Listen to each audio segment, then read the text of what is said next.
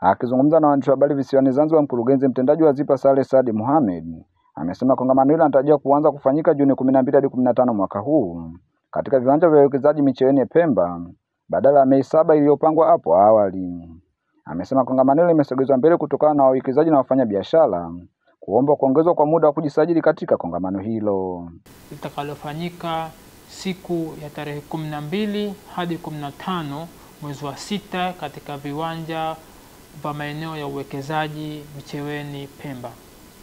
Tamasha hili awali lilipangwa kufanyika siku ya tarehe 7 hadi tarehe 10 mwezi wa 5 katika viwanja hivyo vya Micheweni Pemba.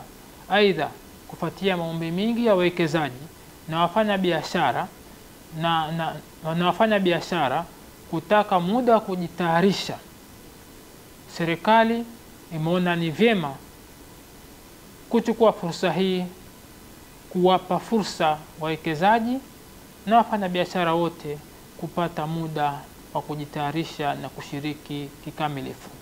Tamasha hili lina lengo la kuwakutanisha wafanyabiashara, wawekezaji, wananchi na serikali pamoja kuzungumzia fursa na kuzifikia fursa za uwekezaji. Tamasha hili litahusisha kongamano la uwekezaji pamoja na maonyesho ya biashara kwa wawekezaji na wafanyabiashara wote wa ndani na wa nje. Kwa pamoja tunaomba mshiriki kikamilifu ili kuhakikisha kwamba fursa za uwekezaji katika kisiwa cha Pemba haziwapiti. Asanteni sana.